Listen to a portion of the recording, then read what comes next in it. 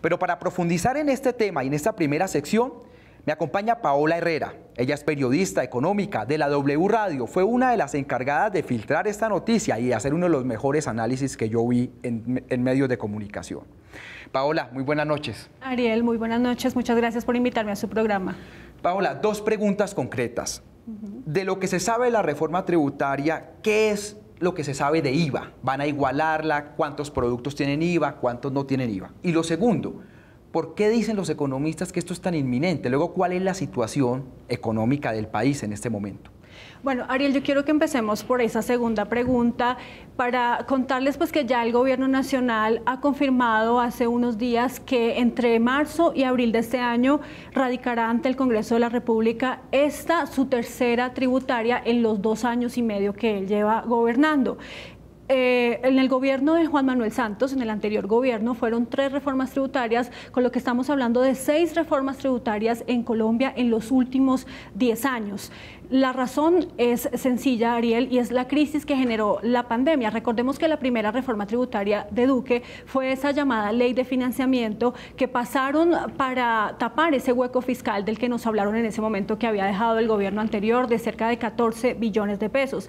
Esta reforma se cae en la Corte por vicios de forma y entonces presentan la ley de crecimiento económico que no sé si usted recuerde, le dio gabelas por 10 billones de pesos a los empresarios. Ahora entonces viene esta tercera reforma tributaria que el gobierno ha querido decir que más bien es una reforma fiscal porque no solamente va a mover el tema de impuestos, de subirlos o bajarlos, sino que también se va a meter con otros asuntos muy importantes que tienen que ver con reducir el gasto del gobierno, que es exageradamente alto, y además bajar otras exenciones que también están afectando las finanzas públicas del país. Son 4 ejes esenciales que tiene esta reforma tributaria y que tienen que ver con cambios en el IVA, como usted mencionaba, también cambios en el impuesto de renta, tanto de personas naturales como de personas jurídicas o empresas. Gravar las pensiones también se está pensando, y el tema de reducir esas exenciones que, como le decía, pues son exageradamente altas. Nada de esto está dicho porque pues ni siquiera conocemos un borrador de la reforma tributaria, pero estamos esperando ya que pronto el gobierno la dé a conocer a la opinión pública. Pero sobre el tema del IVA, que es el más álgido, yo le traje unos datos, unas gráficas, Ariel, que quiero que veamos para explicar y para que la gente entienda cuáles son los cambios entonces que habría específicamente con este impuesto. Recordemos que la tarifa anterior en el año 2016 del IVA era de 16%. Esa tarifa subió a 19% en la reforma tributaria del año 2016, en el gobierno anterior, cuando se desplomaron, vamos a ver la siguiente gráfica, cuando se desplomaron los precios del petróleo y obviamente se afectaron las finanzas del país, por eso tocó subir 3 puntos ese impuesto. En la siguiente gráfica quiero que veamos entonces este impuesto que cobija, es el impuesto a las ventas de los productos de la canasta familiar.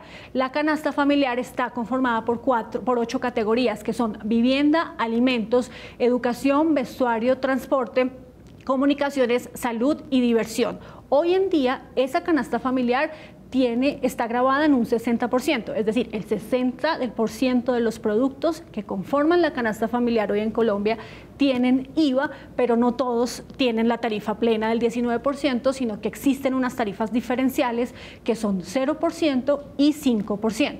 Veamos unos ejemplos en el caso de la categoría de alimentos.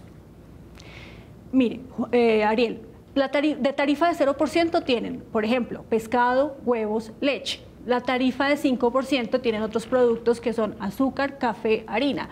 Tarifa de 19%, cereales, frutos secos, aceites y grasas.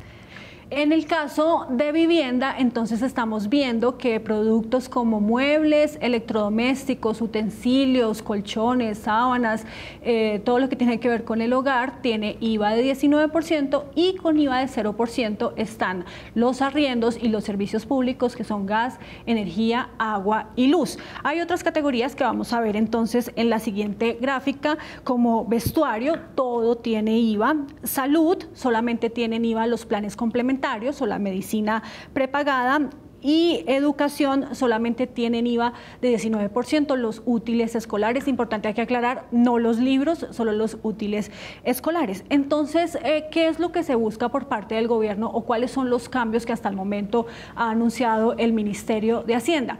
En esta gráfica vamos a ver entonces qué es lo que cambiaría.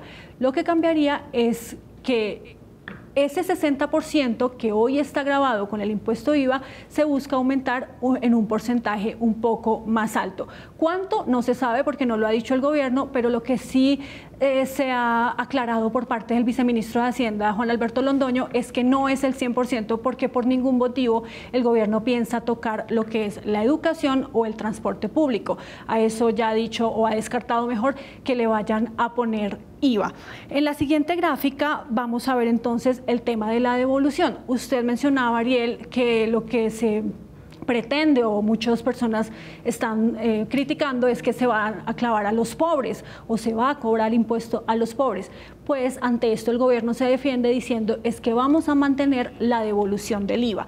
¿Qué es la devolución del IVA? Que las personas que compran hoy sus mercados, sus productos de la canasta familiar con IVA y están en la categoría de ingresos más bajos, pues tienen una devolución. Cuando van y hacen su mercado, después el gobierno, de alguna forma, un giro, un cheque, una transferencia, les devuelve lo que pagaron de más por el IVA, que hoy aproximadamente está en 35.000 pesos mensuales. Ojo, esto solamente para las personas de menos ingresos. Obviamente esa devolución aumentaría porque entre más caro le salga al mercado, si le ponen más IVA a más productos, pues más plata van a tener que les devuelvan esas personas que están en los ingresos más bajos. Esto con respecto al tema del IVA, que es como lo más polémico y que las personas ya están diciendo pues que no van a aceptar e incluso los congresistas dicen que no le apostarían a una propuesta como esa, que es en la que siempre ha insistido el ministro Alberto Carrasquilla. Hay otro tema que es muy importante y es el de el cambio en el impuesto de renta para las personas naturales y para las personas jurídicas. Empecemos con el impuesto de renta a las personas naturales. Hoy en día, ¿quiénes pagan ese impuesto? Lo pagan quienes ganan más de 4.900.000 pesos en adelante. Desde 4.900.000 pesos en adelante paga una persona el impuesto de renta. ¿Qué quiere el gobierno hacer? Que ahora lo paguen quienes ganan entre 3,5 y 4 millones de pesos. Con esto se aumentaría entonces en 1 millón las personas que pagarían ese impuesto de renta. Y en el caso de las personas jurídicas o las empresas, hoy en día lo pagan todas las empresas, pero lo que se busca es mantener esa reducción gradual que se estableció en la Ley de Crecimiento Económico, que va de 33 a 30% en el año 2022 y además buscar también que las pymes, las pequeñas y medianas empresas paguen menos porque pues recordemos fueron unas de las más afectadas por la crisis generada por la pandemia. Ya para terminar entonces le cuento sobre las pensiones y las exenciones. Lo que ha hablado el gobierno hasta ahora es que están pensando en gravar las pensiones de más de 10 millones de pesos. Aquellas personas que reciben mesadas de más de 10 millones de pesos tendrían un impuesto, no se sabe de cuánto, y en materia de exenciones lo que se busca es eliminar algunas que hoy suman 90 billones de pesos. Estamos hablando de exenciones en el impuesto a la renta, exenciones en productos de la canasta familiar que no tienen IVA y exenciones en el impuesto al carbono y exenciones en el impuesto a la gasolina. Esto es lo que más afecta las finanzas públicas porque estamos hablando de 90 billones de pesos que se están dejando de recibir por esos beneficios que reciben o que tienen estas exenciones y por eso el gobierno ahí también se la va a jugar con eso.